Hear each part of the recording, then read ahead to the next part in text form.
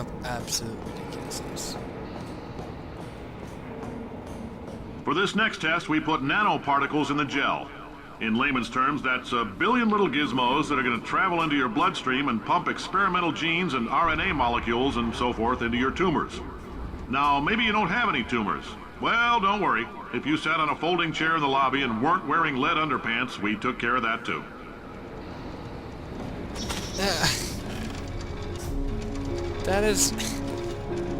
That is wrong. Oh, that's so cool. It's even just basically can't pour or can't pour the gel. And Spider-Man that. Oh.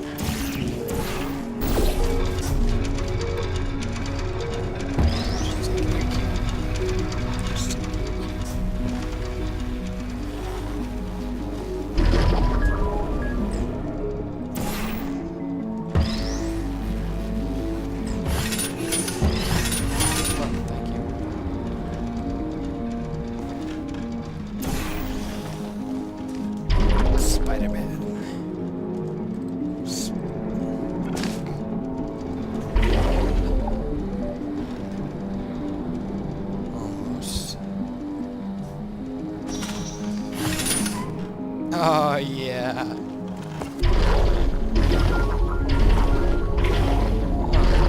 I should probably mention that there's a distinct chance that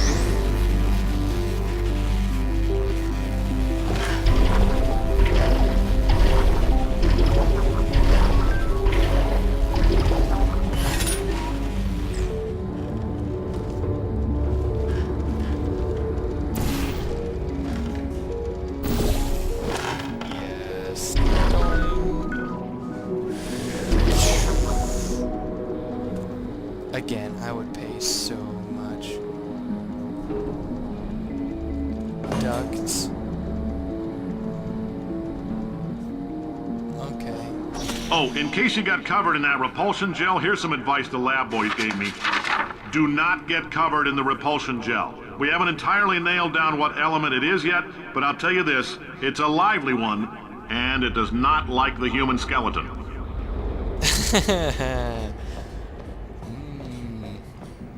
Melting bones.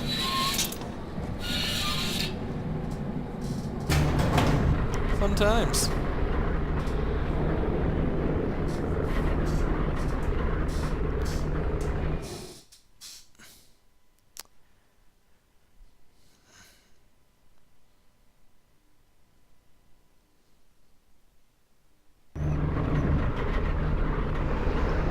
Human skeleton. Yeah. All these science spheres are made of asbestos, by the way. Keeps out the rats.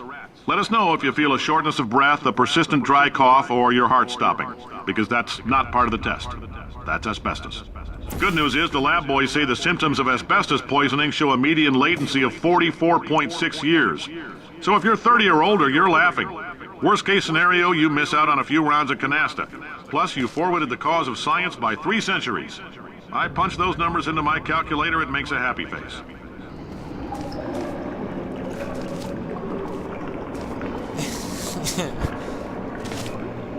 CJ.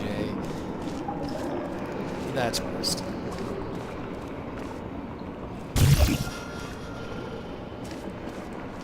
Okay. We have one here.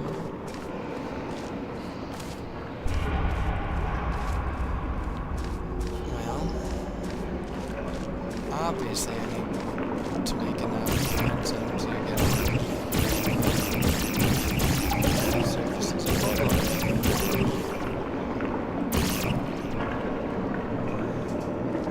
the obvious has become unobvious again. Good. I was getting bored. So...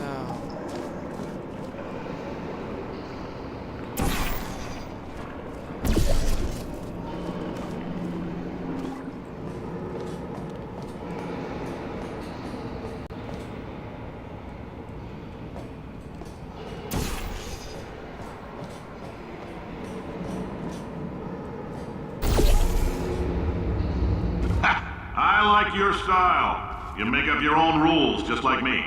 Bean Counter said I couldn't fire a man just for being in a wheelchair. Did it anyway. Ramps are expensive.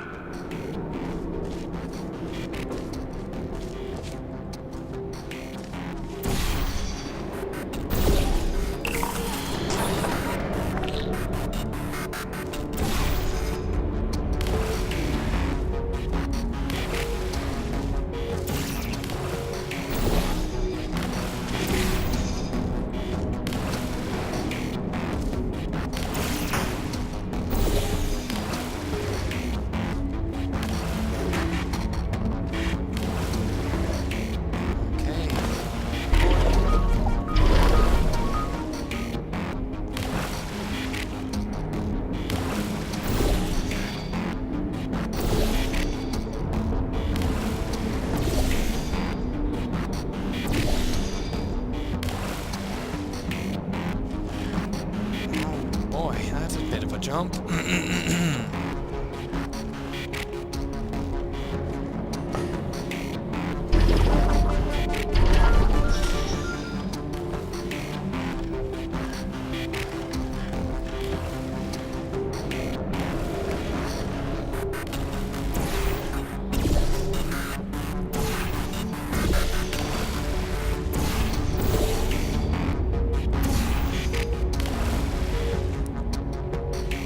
Okay, well.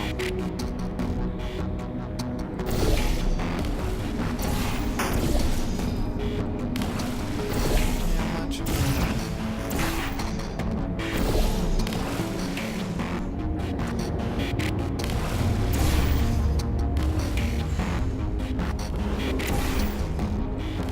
I don't like this one bit.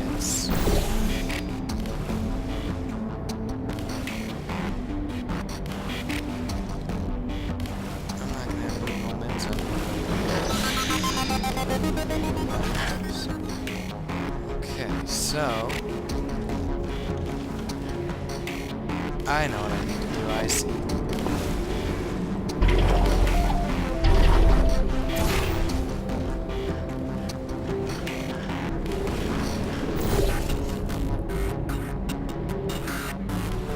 And that should be all.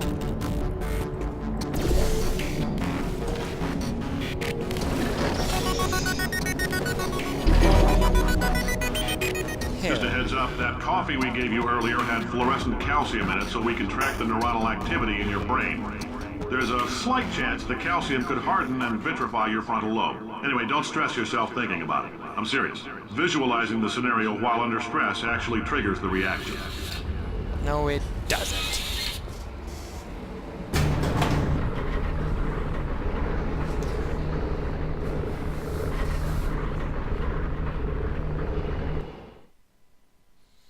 I know enough about chemistry to tell you that that probably wouldn't happen. Though they could probably track your brain by using it.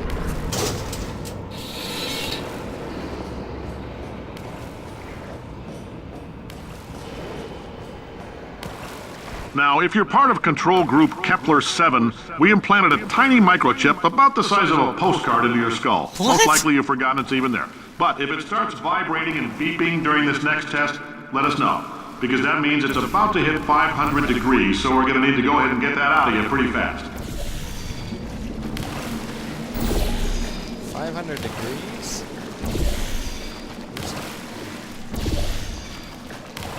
I'm guessing this is just normal dihydrogen monoxide.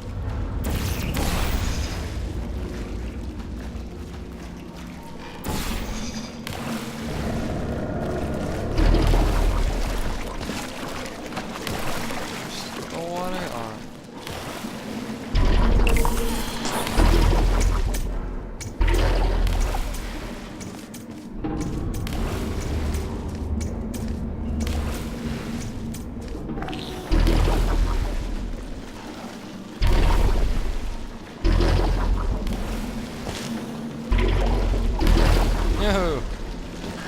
I see.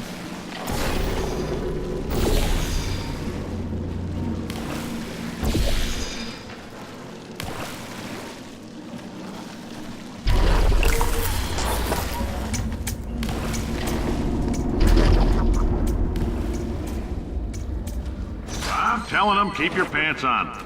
All right, this next test may involve trace amounts of time travel. So, word of advice, if you meet yourself on the testing track, don't make eye contact. Lab boys tell me that'll wipe out time. Entirely. Forward and backward. So, do both of yourselves a favor and just let that handsome devil go about his business. He is damn handsome.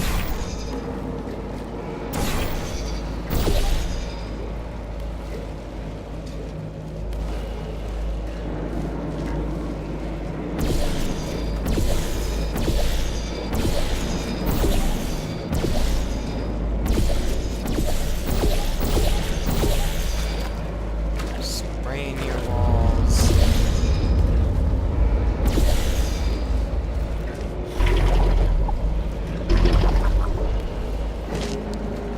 It's not having too much fun.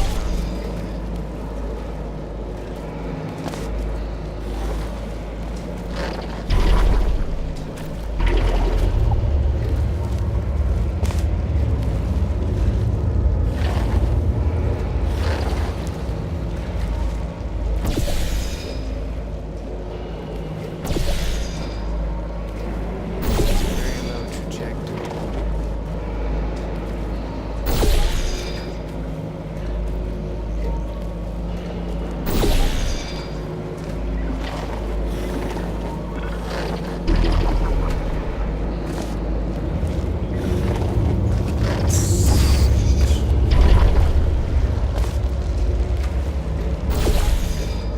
Okay, so what do you do?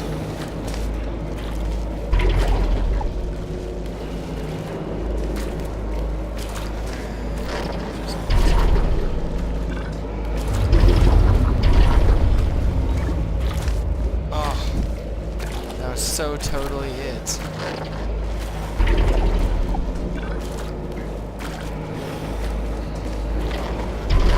Just pulse myself.